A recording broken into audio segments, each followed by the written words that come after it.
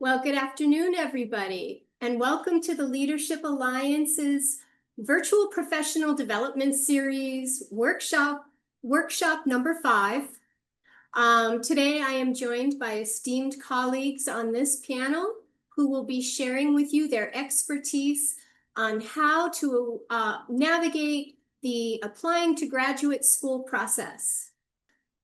And so with me today, I have Dr. Joseph Lamont Brown, Assistant Dean at Stanford University, Dr. Lisa Brown, Director of the Office of Undergraduate Research and Associate Professor at Morgan State University, Dr. Yazmin Carrasco, Assistant Dean for Diversity and Inclusion and Assistant Professor at Weill Cornell Medicine, and Dr. Megan Williams, Assistant Director at Vanderbilt and Assistant Professor at Vanderbilt University. So welcome to our panelists. Next slide, please. So today we're going to give you an overview, and the first and most important piece is graduate school the right fit for you? And if it is, how do you find that right program or school? How to build a competitive application? What goes into submitting that application? Some information about the MD PhD program application process. So at this time, I'd like to invite Dr. Lisa Brown to talk about ways to think about if graduate school is the right fit for you. Thank you. Thank you very much. So we're going to jump right in and talk about why pursuing graduate school. So many students consider graduate school for a variety of reasons, but it's essential to start by understanding your personal motivations. Are you pursuing an advanced degree to qualify for a specific career path? So for example, becoming a licensed psychologist or professor typically requires a graduate degree. Or maybe you're passionate about a particular subject and want to study it in greater depth. Some students are driven by the opportunity to contribute knowledge through original research. So professional growth and increased earning potential are also important factors. Graduate degrees can open doors to leadership roles or specialized positions with high salaries. Lastly, personal fulfillment can be a valid reason. Some people find joy in learning and want to continue their educational journey. It's important to reflect deeply and honestly about your why. Graduate school is a significant investment of time, money, and energy. And the clearer you are about your reasons, the better your experiences will be. Next slide. There are several types of degrees, graduate degrees, and each serves a unique purpose. Master's degrees such as the MA or MS usually take 1 to 2 years to complete. These degrees can help you advance in your current field, gain new skills, or serve as a stepping stone to a doctoral program. Doctoral degrees, such as the PhD or EDD, are more research intensive, and they typically take 4 to 7 years to complete. They are also best suited for those interested in academic or high-level research careers. PhDs often lead to careers in academia, policy, or industry research labs. Professional degrees like the JD, which is a law degree, or the MD, which is for medicine, and the MBA, which is for business, are geared towards specific professions and often involve licensing or credentialing. Understanding these differences is crucial for setting the right goals and avoiding investing in a program that doesn't align with your future plans. Next slide. So there are some alternatives to graduate school that you might want to consider. Graduate school is not the only path to career advancement or personal growth. In fact, there are many valuable alternatives that may suit your goals better depending on your field. So certification in areas like project management, data analysis, or digital marketing can be obtained more quickly and cost effectively than a full graduate degree. Fellowships like the Fulbright or Peace Corps offer meaningful funded opportunities to gain experience while contributing to global or community-focused projects. Gaining work experience first is often a smart strategy. It allows you to test your interest in a real-world setting and may even help your graduate school application later on. And I must admit, this is something that I did after undergrad. I worked 2 years really honed in on what I specifically wanted to get out of graduate school and then applied to graduate school. In some industries, especially tech, media, or nonprofit sector, hands-on experience can be more valuable than additional degrees. Remember, the goal is to make a thoughtful and strategic decision about your future. Graduate school is just one of many tools in your career toolbox. Next slide. So before applying to graduate school, it's essential to begin with a deep and honest assessment. This is about understanding your why you want to pursue graduate education, and what do you hope to achieve from it. So first, write your reasons for going to grad school. Are you applying because you're passionate about a subject or because you're unsure of what you want to do next? Graduate school should be a purposeful next step, not a placeholder. And quite honestly, the people that will be reviewing your personal statements, and I'm sure the next speaker will get into this, they can see through whether you're using this as a placeholder or if you have a real passion for the research that you want to conduct in graduate school. Write down your interests. Think broadly and specifically. What topics excite you most? What classes or projects have you held that have held your attention? What are your academic and professional goals? Where do you want to be in 5 or 10 years? Knowing this will help determine the right degree and the program that fits you. Do you want a research career? Do you want to work in academia? Or do you just want to teach? So different career paths call for different degrees. If you want to become a professor or lead a research lab, a PhD is often required. If you're more interested in teaching high school or community college, a master's might be sufficient. Do you want to work in industry, government, the public sector? Consider where you want to apply your skills. Industry roles might prioritize applied research and project outcomes, while government or nonprofit sectors may focus more on policy or community impact. Do you need additional preparation? Do you need more research experience or academic support before applying to grad school? This was the case for me. I knew that I could not get into graduate school just solely based on my undergraduate experience as it was. So again, I took 2 years. I used the skills that I learned as an undergraduate researcher, applied them to a research technician position, and then determined my reason for going to grad school. Does expertise in your field really require a PhD? In some fields, especially in academia or certain sciences, a PhD is the expected terminal degree, but in others, like data analytics, environmental consulting, or public health, a master's might be sufficient or even preferred. Does it make sense to gain experience in the field and then apply to programs? Taking time to work in your intended field can really clarify your interests and boost your application competitiveness.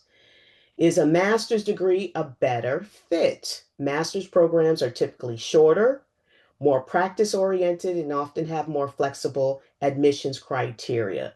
They can also serve as a stepping stone to a PhD if you're not quite ready to commit to a multi-year doctoral program. So I urge you all to really do a self-assessment to see if graduate school is first the right fit for you. And that concludes my slides.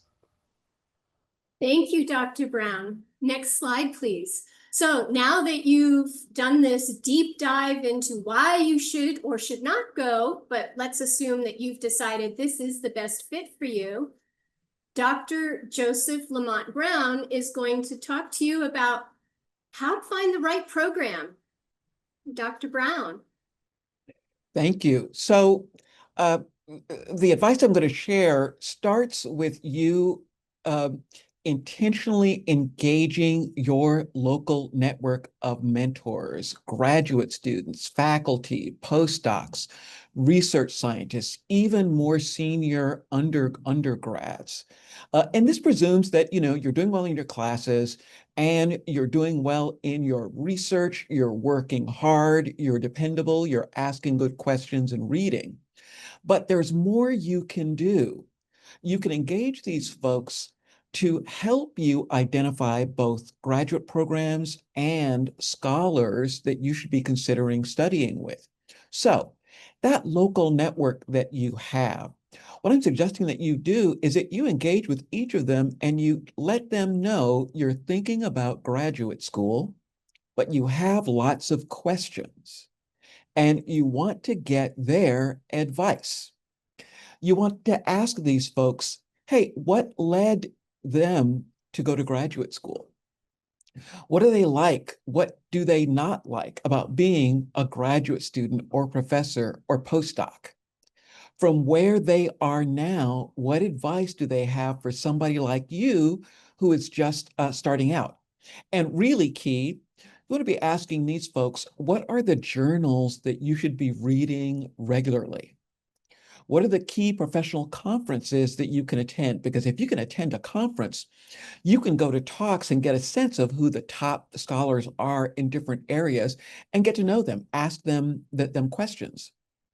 You can ask these folks directly, who are the scholars that they think you should be reading? And what grad programs do they recommend for you and why? Now, if we go to the next slide, uh, you're going to start reading journals, articles, and some are you're going to find really exciting. They ask the kinds of questions that interest you or use the research methods or theories that you find exciting. Who's writing those articles and what institutions, what departments do they represent? Those are the folks you should consider studying with. And when people give you the name of a scholar, you're going to read multiple papers and see what you think. You'll get a list of universities and departments. You'll review the websites for those departments and programs. Read a little bit more about the faculty. Many faculty now have their CV listed, so you can take a look at that, see where they went to graduate school, and you can directly download their most recent publications. More and more faculty have websites or their labs have websites. These are great because you can get a sense of the current research projects that are going on there, but even better, those lab or research group websites will list the graduate students, the undergrads, and the postdocs that are working in that lab, working with that faculty member. One of the things I always do when I hear about a new scholar is I go to YouTube and I see if that scholar has a talk or an interview on YouTube. This can be a great way to get more of a sense of a scholar, the way they think about the questions that they pursue. Also check out TikTok or Instagram. Now, so you're in this effort to learn more, to identify scholars and identify graduate programs. Every 2 or 3 weeks, you're going to send an email to your local network of mentors and let them know what you're up to. Let them know what you've learned so far. Let them know the questions that you're investigating currently. If we can go to the next slide. So you'll start to narrow your list. You'll identify programs that have at least 2 faculty doing work that interests you. What, in the interest of time, I'm not going to talk about how you reach out to faculty at these grad programs.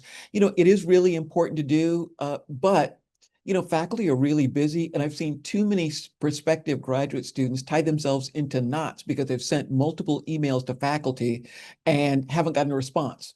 And many of these students think that they've made some kind of mistake, and generally, no, you didn't. It's just that faculty are really, really busy. But there's a different group of people that are likely to be more available than the faculty.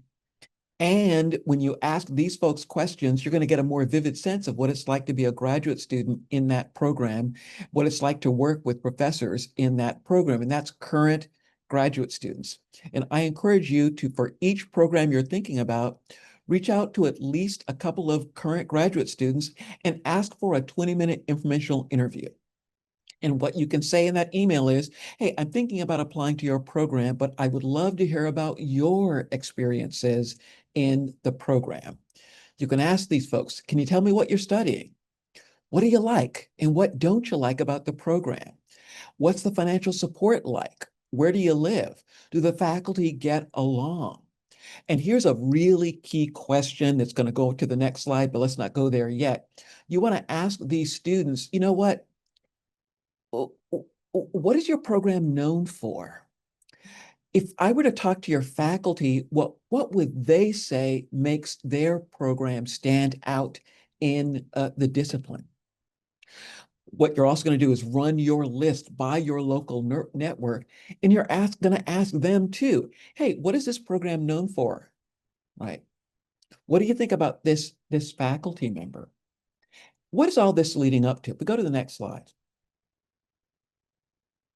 So if you do what I'm suggesting, your local network of mentors is getting more of an opportunity to advise you and to help you on your journey to graduate school. What this is going to translate into are stronger, more personal letters of recommendation for you. But what all this research is also going to do is to help you with that key paragraph in your graduate admissions essays.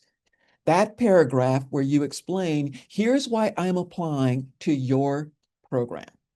Now, you know what? What everybody knows they have to do is to identify multiple faculty that the applicant wants to work with. Everybody does that. Everybody knows you got to do that. Fine. But what I'm encouraging you to do is to also say one or two things that you've learned about the program that makes it a good fit for you. One or two things that you've learned that are meaningful to you and makes that program a really great one for you. When you can do something like that, you can convey a sense of sophistication, a sense of the level of quality of research that you've carried out on that program that can make your application stand out. And so I hope you found these recommendations helpful, and I look forward to the questions. And that's the end of my presentation. Thank you, Dr. Brown. And as a matter of fact, you have answered quite a few of the pre-submitted questions from students. And thank you so much. Awesome. Next slide, please. So, building a graduate school application and how to do that in a competitive way. Dr. Carrasco is going to share her expertise with you. Thank you. Thank you. Thank you, everyone, and welcome. Good afternoon. So I'm going to try to summarize what it is an hour-long workshop into 7 minutes. So we're happy to kind of have and answer your questions at the end. So, one of the main questions and one of the main elements of an application for graduate school is your personal statement. And so what should you be including in that personal statement? Next slide, please. So let's start us off with what is the purpose of that personal statement? It is intended to be a picture of you as a person, as a student. It is intended to be a way in which you tell us about your motivation to go into graduate school, about your priorities, your research, and it's more or less a story. And it's your story, right? And how is it that your lived experiences have led you to follow a career in science from a professional as well as from a personal perspective? So next slide, please. Okay, so how to craft that story. So you want to start by asking a few questions. One of them is what sets you apart from other applicants? And this can be difficult and kind of how to come up with that hook, right? That you want the reviewers to keep in mind as they're reading other applications that there is a story that you have to tell, right? And so the way that I would suggest you do that is by talking to your mentors, someone that you rely on, and kind of just start talking about your lived experiences, right? And sort of just go into kind of this conversation with this individual so that you're able to parse out those things that make you you. How or when did you become interested in a specific area of science or research? That is extremely important, right? And sort of how is it, and there's going to be research experience in which you were exploring and you realize that that's not the path that you want to follow. those are very important things to highlight, right? It just speaks to, I've tried this and I've now realized I want to follow this path because X, Y, or Z. Have you overcome any unusual obstacles or hardships in your life? This can be personal in scope or academic as well. And then importantly is, how are these experiences shape that professional growth? And this is what we like to call in the field the distance traveled, right? And so it's very important to contextualize your personal experiences into your professional experiences as well. And so the other question is, what personal characteristics do you possess that would tend to improve your chances of success in the field? Science, it's hard. Getting a PhD is hard. And so we want to be able to know that you recognize these challenges by showing us that you have that persistence, that determination, that you know what a PhD entails, and that you have those skills that will help you succeed and thrive. And you want to do so in a way in which you are providing evidence. And I'll tell you a little bit more about in the subsequent slides. Next slide, please. And so a great statement starts with a compelling story, intro, followed by substantive details and a conclusion with further future goals in a proposed partnership. And it's very, very important when I tell you about this compelling intro, because again, reviewers are reading, upwards of 50 applications or so, sometimes even more. And so if you have an ability to kind of keep them connected to who you are, then I think the more they'll be able to remember that application. It's a very fine tune of including you as an individual and your experiences as a researcher. So we'll talk a little bit more about that.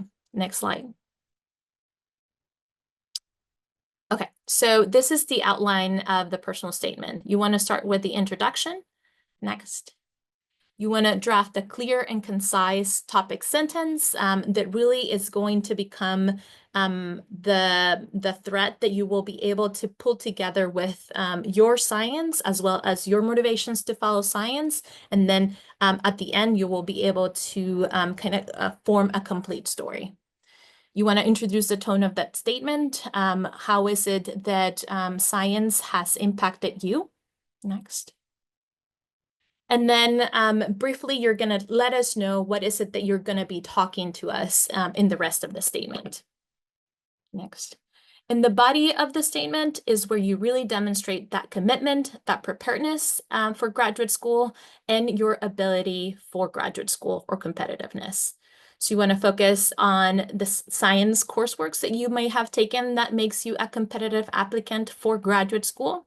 You may want to focus on the research internships that you have, where you have highlighted mastery of subject matter and experimental design. This is very, very important. A lot of it will have to do, and the way that you want to craft this statement is in a way in which you have started a project, you have results, and then you are looking into future and what an interpretation of those results, really showing an understanding and grasping of the subject matter. And then also, it's very important to just include a paragraph in which you've shown leadership experience, leadership skills, mentorship, teaching, kind of those extracurriculars that we often don't talk about, but they are very, very, very needed while you're in graduate school. So I would dedicate a paragraph explaining those experiences. Next, and then the conclusion. Dr. Brown alluded to this fact in which you want to include faculty that are part of the PhD programs that you are applying, but I completely agree with him that it goes a little bit of a step further when you're able to talk about that experience of being in that program. And that can be in the form of researching, the program itself, and or the programs that are available that are support programs for you as a PhD student. For example, they may have a career services office that would be incredibly important for you to talk about, or it may be that they have a fellowship writing office in which you will take advantage to submit competitive grants as a graduate student. Anything that tells us that you've spent time looking into our graduate programs and that you see yourself here. Next. Thank you. Okay, so now let's go to the do's and don'ts of a personal statement. The first one, do take time to think about who you are and the experiences that have shaped your life. Again, just take that time to talk to a mentor that you really are close with and just kind of try to think about, really reflect on, why is this the path for you? Do take the opportunity to go beyond the facts that are conveyed by other parts in the application. And what I mean by this is that there may be, for example, places in your application materials in which you are not, for example, you didn't have your first semester, you were starting, you were adjusting, and you have low grades. You want to address those. And this is the personal statement. It's a great way in which you can address why that was the case, and then point to the fact that, hey, I was able to, in my sophomore year, increase my grades, increase my GPA.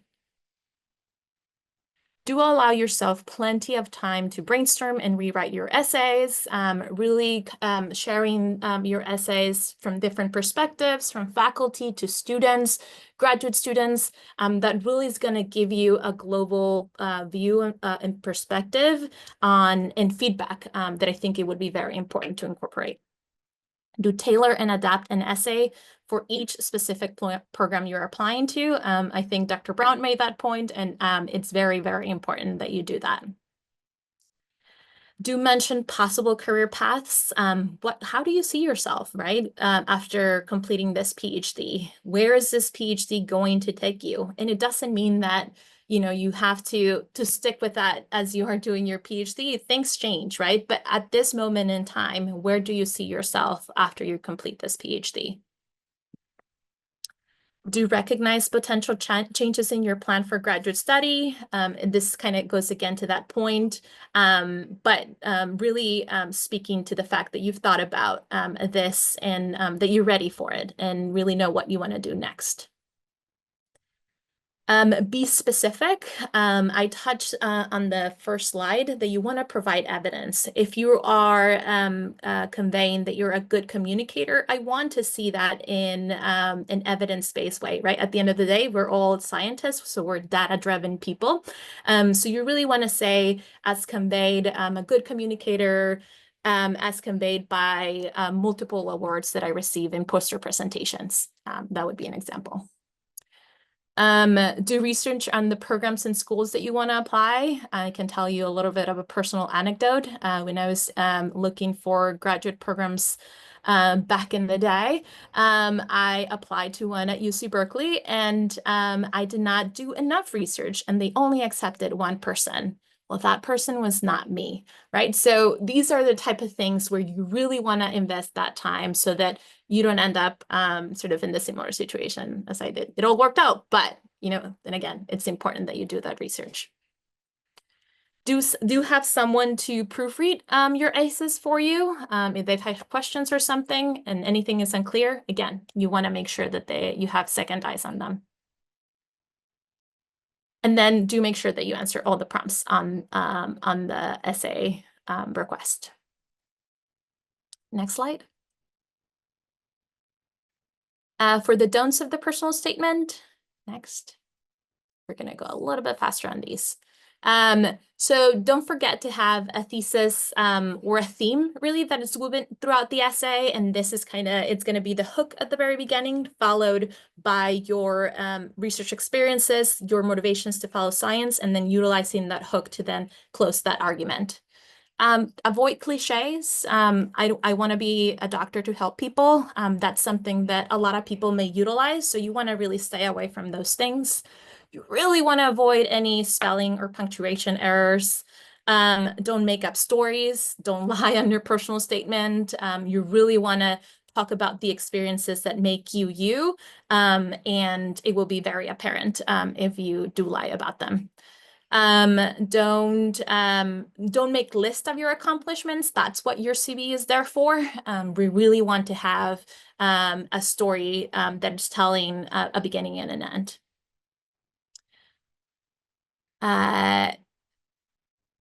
And then don't have your essay focus too much on others. This is really about you and your accomplishments and your potential as a scientist. Next slide. And then the final piece that I'll touch on personal statements is the post-SCOTUS and affirmative decision. So reviewers should care about the full context in which an applicant has made their achievements. And this context is relevant even if it's not science related. So let's say that a student who got research experience while working a full-time job and also taking classes full-time, they may not have a perfect transcript, but they are phenomenally competitive, right? Because those experiences of balancing all of those demands in real time and the mental load that all of that takes is what pretty much a PhD is asking of you. So you might feel like you want to talk about your research experience and the science classes that you took. And yes, you want to, but you also want to highlight them in the full context of who you are and how is it that is connected to your lived experiences. And so, as I mentioned, as a reviewer, you want the full data and we want to see the context of how is it that you gained all these competitive skills. Next slide.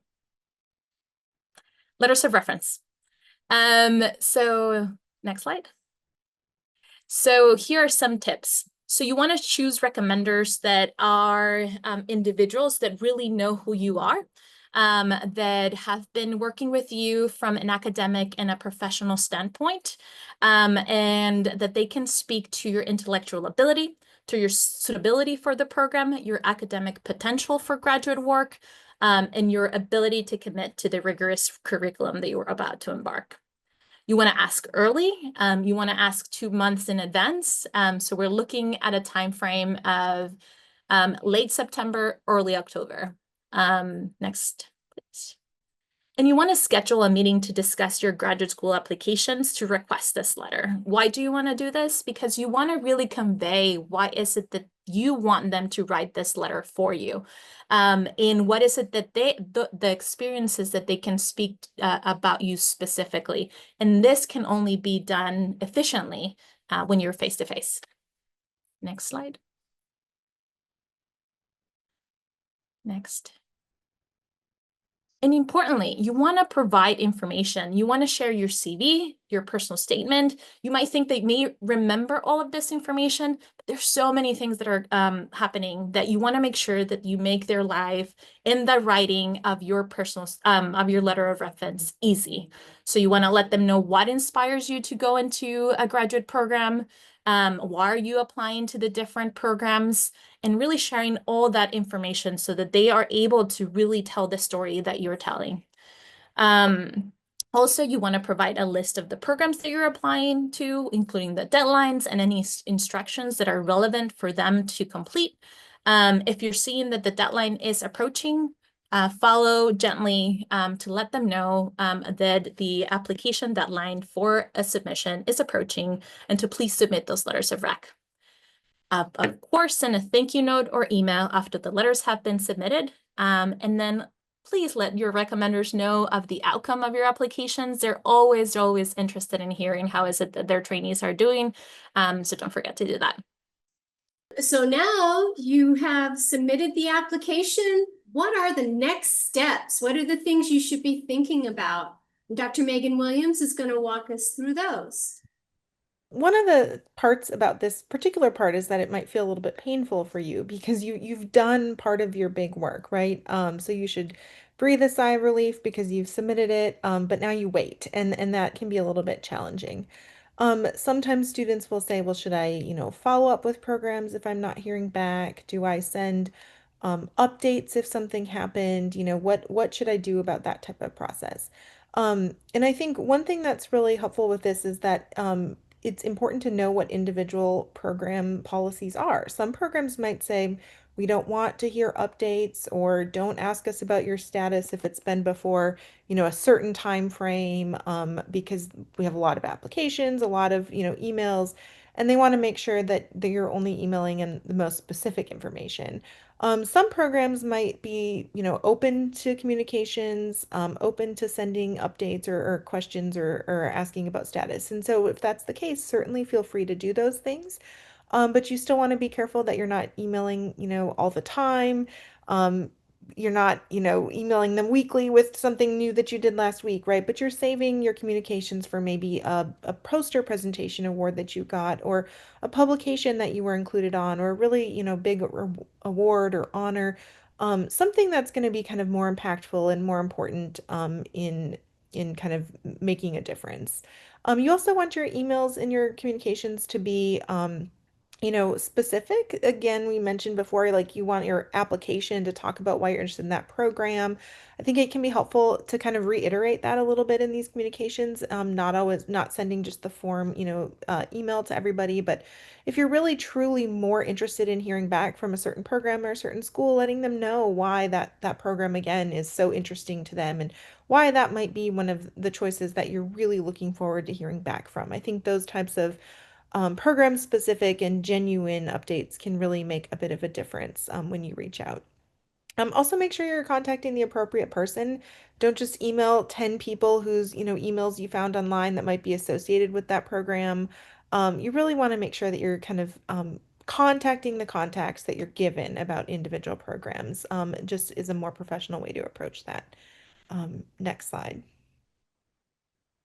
And another thing, that you should start doing is also researching a little bit about programs. So hopefully, more than what you've already done. So hopefully you'll start hearing back about interviews. And once you've heard that you've received an interview, for a program, do an even deeper dive on, that program, on all of the features of the program, all of the resources, the faculty that you might be able to work with.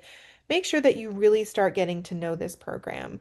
The interviews are a two-way process. It's something where we as a program want to learn about more about you as a candidate. We were intrigued by what we learned on paper. We think you have a lot of potential. Now we want to be able to get to know more about you and see if we think you would be a really good fit for our institution and for our training program. But it's also an opportunity for you as a candidate to now learn more about the program and think about, is this really the program and the institution and the location that I want to spend my time that would be best for my training? So continue to do more research. Create the questions that you have about that program. Are there things, on the websites that you're not sure about, that you couldn't find something and you're wondering? Um, Write down those questions. Make sure to bring them with you to the interview and be specific for each program. Make sure when you're interviewing that you know who's interviewing you. Look them up, learn about their research, or if they're, a program director or have a role within the institution, that you've learned, about that role, about who you're meeting with, and why you might be meeting with that person, so that you can ask appropriate questions to them, so that you can learn about what they do. Make sure in the interview that you know your research and your goals really well, because this is probably what most of the conversation will focus on. Why do you want to do this type of PhD program? Why is our institution particularly something that you're interested in doing? And what do you think in the future you want to do? They're probably going to ask you a lot about the work you have done to really get a sense. Are you going into this process of graduate school and approaching your future career from a place of knowledge? Do you know what you're getting into in terms of signing up for a PhD or other type of graduate program? Is that from an informed place? And are you really, spent the time in research, or whatever type of program you want to go into, to know that this is what you want to do? Practice your interview. Have people ask you questions, people in your lab, friends that are going through the process, have people ask you example questions so you can get used to answering some of those questions and thinking a little bit outside the box. You don't want to seem rehearsed. You certainly want to still seem very genuine, and be you in your responses, but sometimes it's a bit helpful to just have practice in conversing in this type of way. When you interview, you're also going to probably get a chance to speak with students in that program, not just the faculty. And so make sure you also ask those students about their experience, about what it's like to be a student there, the resources, the support they have, what they like and what they don't like, and maybe what they wish, would be a little bit different or better. And then after the interviews, It's certainly great to get to send thank you notes to your follow-up interviewers or emails, um, to people involved in organizing the interview, to students maybe who helped organize things, to the interviewers who met with you. And here again, it's, I think, really important to be authentic, to reference the conversations that you had, the things that you thought were impactful about those specific meetings, rather than just a generic, thank you for meeting with me, because those don't have as much of a impact for the people as if you are actually acknowledging what you talked about. Next. And then the next step. So hopefully after your interview, you'll also get admitted to a few programs. And now it's really up to you to think about where would you like to be. And as you kind of consider, what program you want to join, a few things that you might want to think about in terms of what might fit you best for your training are the different faculty and the research that they do. We mentioned before, making sure that there's multiple people who you'd be interested in working with in case someone isn't taking students at that time, or their situation changes. And so making sure that there's a lot of faculty there, and that the type of research you're interested in can be well supported by the strengths of that institution.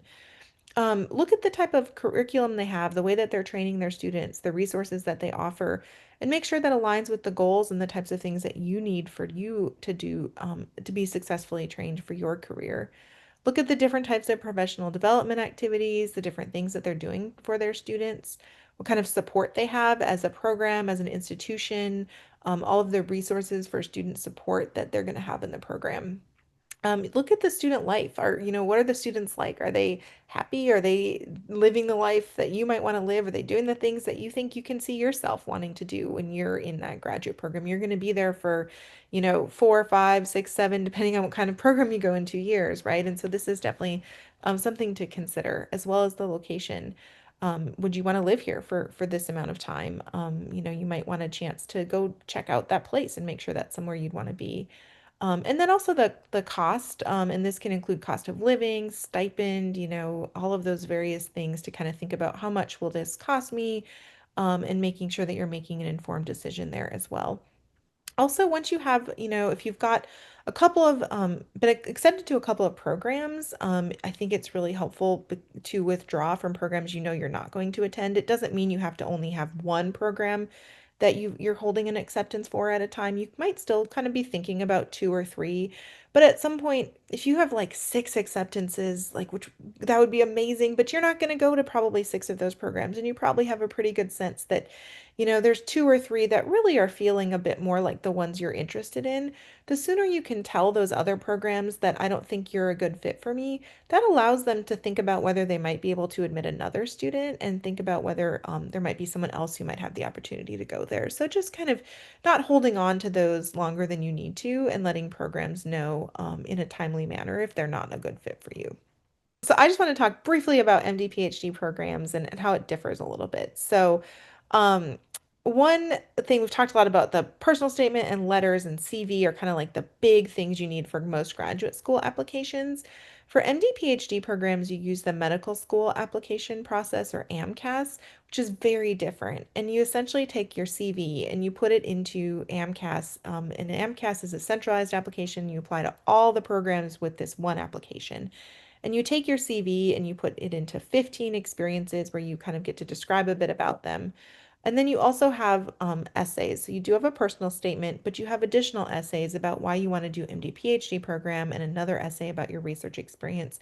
So the personal statement doesn't often have, it talks about why you want to do this, and it talks a bit about your story, but it might not talk as much about your research experience, or specifically about why you want to do MD PhD, because those are whole additional essays. And so it is a little bit of a different personal statement.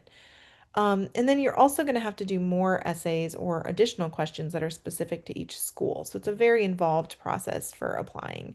Still letters of recommendation. Here, make sure these people know you're applying to MD, PhD programs, whatever type of program you're applying to. Make sure your letter writers know your goals so that they can specifically recommend you for that type of program.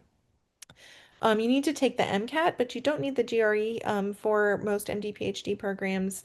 And then the timeline is a little bit different. I think that, a lot of grad program applications you can do kind of later in the fall semester, or some point during the fall semester. For medical school or MD PhD program applications, they open up in the summer and are usually kind of have deadlines in the fall, but are all rolling admissions. Applying early, meaning like in the summer, June, July, is really best for MD PhD and medical school application timelines. All right, next. Thank you, Dr. Williams. And I wanted to say thank you for the reminder to everybody that just because you hit the submit button on your application, there's still more to do and more to think about. So thank you so much.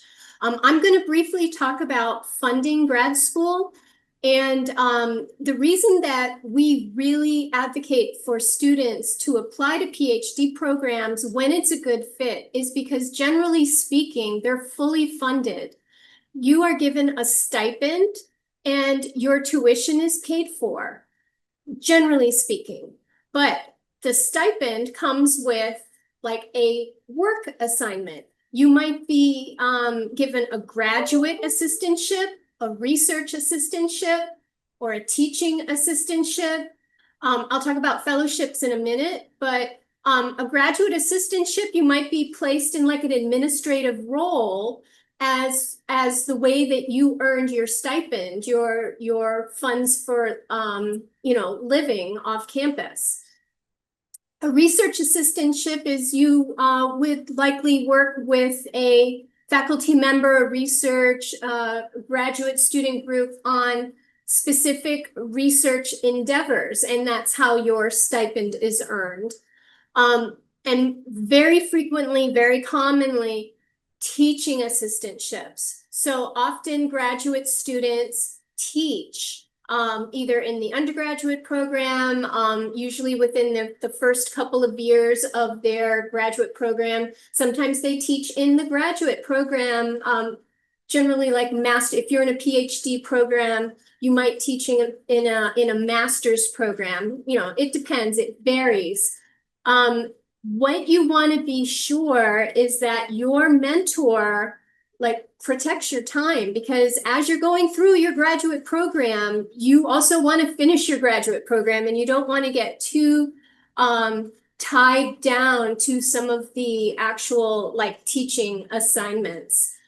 Fellowships, so very often you may find a graduate program that has an endowed funding for a student that you might have to submit an extra application for the fellowship.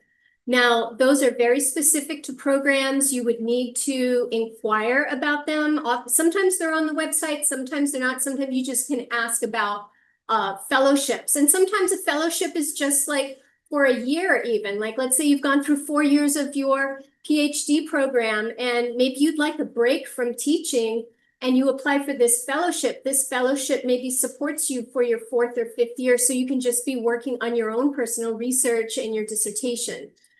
But note that most professional degrees, so the medical doctor, the Juris Doctorate, the law degree, a doctorate in education, that's the Ed.D. or the Psych.D., generally those are out-of-pocket programs. The MD, PhD, as Dr. Williams was just talking about the differences in the application, those are generally fully funded through the same mechanisms. The other thing is that, grad students often take out loans to help support them through graduate school. We always try to advise students to avoid loans if possible, but sometimes it can't be helped. But those are your funding options. Next slide, please. And so Dr. Carrasco is now going to talk about strategizing your next move. Thank you. Okay, so I won't spend too much time on this slide. Dr. Williams has really walked us through the considerations of having multiple offers, which is meant for you to kind of have different things in mind, such as cost of living, moving expenses as you're considering these offers.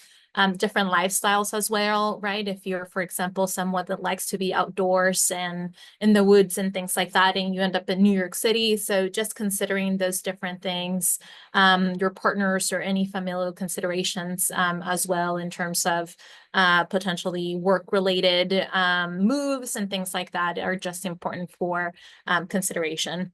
But then what happens if you did not receive an offer? Next slide. So we will walk through sort of different things that you can consider. So the first one. First, give yourself space to feel it, right? You want to give, it's very, very, very natural to feel disappointed. You have been preparing for this for a very long time, and the outcome is not the one that you were expecting. So just allow yourself that time of grief. But then after you give yourself that time, shift that mindset, right? As I was preparing for this presentation, I found this quote that I thought was helpful. So rejection isn't a reflection of your worth or your potential as a future graduate student. It's just feedback. And in the long run, feedback can be incredibly valuable. So just utilize this time to frame that failure into, okay, what can I do to make my application more competitive? And so you start by doing that by really requesting feedback on your application from professors, mentors, colleagues, friends, talking with people that may have received that offer, just kind of trying to understand what are some of the differences between applications, and really potentially giving your application to a trained eye, meaning someone that has gone through the admissions process, a mentor that has done this, that they are reviewing applications, and ask for that honest feedback. That's the first thing to do. Then sometimes you can't control what you can't control, right?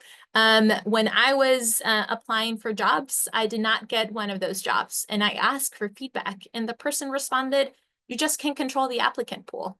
It wasn't that you were not a competitive applicant. It just happens that this person has been at the institution for longer." You know, and so it's one of these things that sometimes it's just outside of your control, and the pool is just very competitive.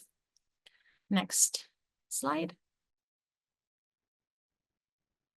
Okay, so what are some practical things that you can do after you've gained that feedback?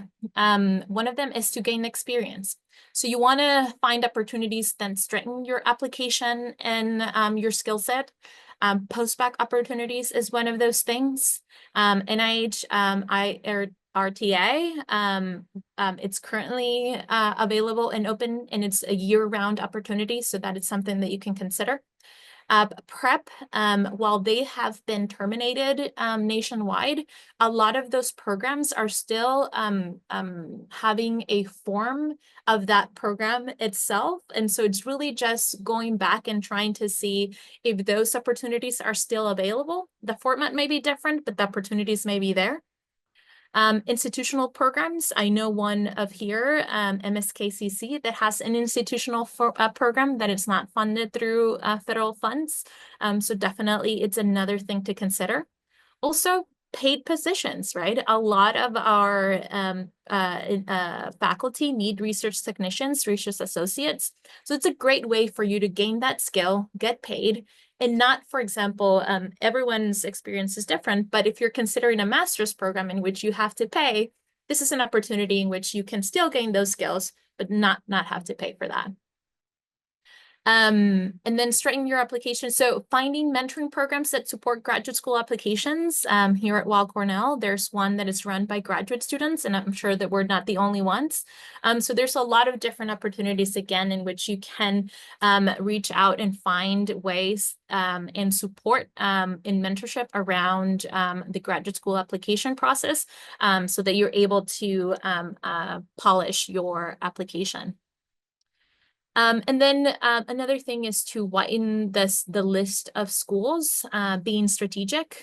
So maybe the first time that you applied to graduate school, you were really looking for the very top competitive universities, and you should go ahead and do that for the next cycle. But you should also widen that application list so that you have options and you have choices to choose from. The other thing is to apply early, but not rushed. Right. And so institutions sometimes, they may have a lot of a bulk of applications that they have to review, that some will start a little bit early when those applications are complete. So then that gives you kind of a pair of fresh eyes that is looking at your application. And so it's another thing to consider.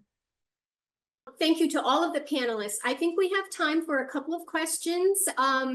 I'm going to start with the ones that are in the chat. The first one asks, what specific strategies or qualities do admissions committees prioritize in a statement of purpose to identify candidates who not only align with the program's academic focus, but also demonstrate a commitment to diversity, inclusion, and community engagement in their field? So important.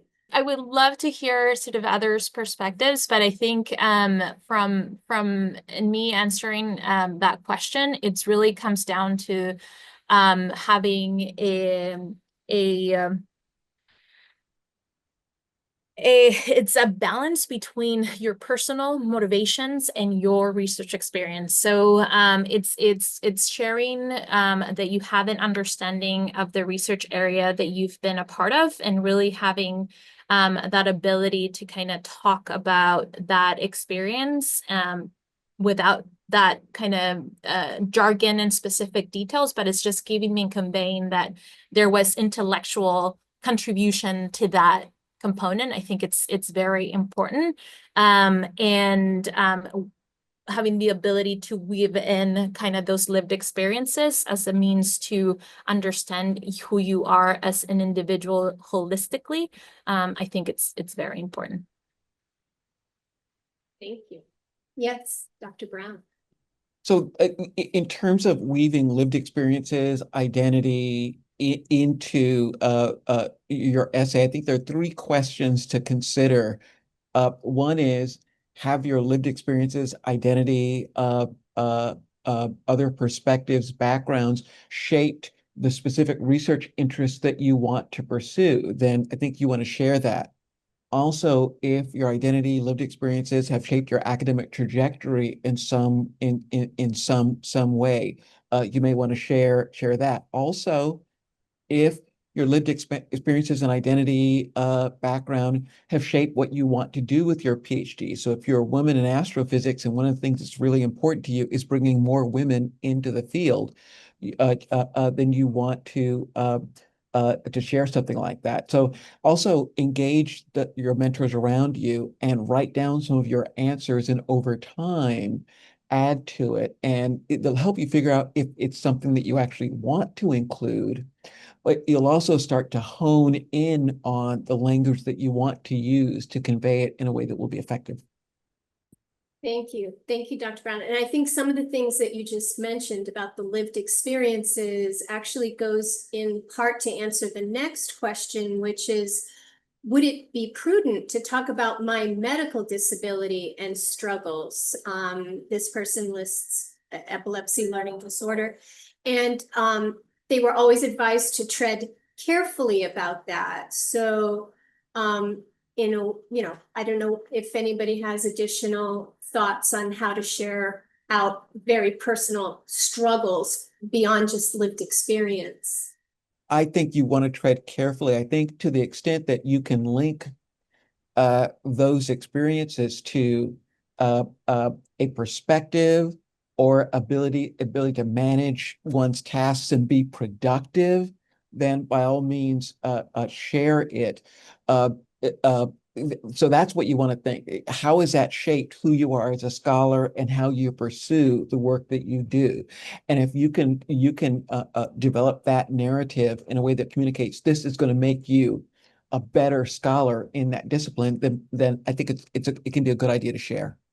I was just going to mention one thing where it can be helpful here is if some of these, two things, I guess, is if, these were really tied to motivation to study a certain thing or get into a certain field, that can be important. But also if there is something like a GPA was not as strong as you might have wished because you really struggled adjusting to college with some of these issues like learning disorder. And then maybe you developed accommodations or strategies or things that were helpful and did much better later on. And you're going to bring those strategies with you now into graduate school or professional school.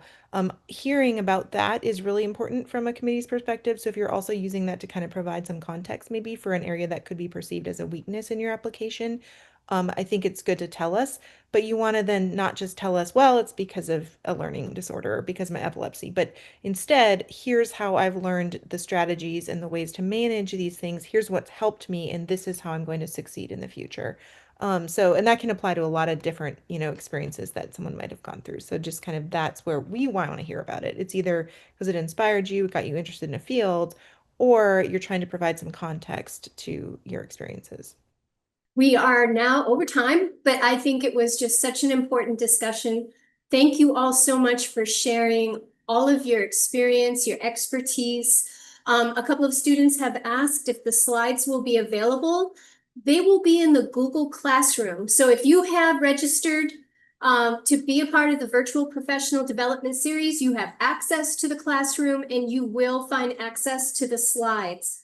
Otherwise, again, thank you to our panelists, and we look forward to seeing everybody on Monday for the next conversation with a doctoral scholar. Thank you all and have a great, great night.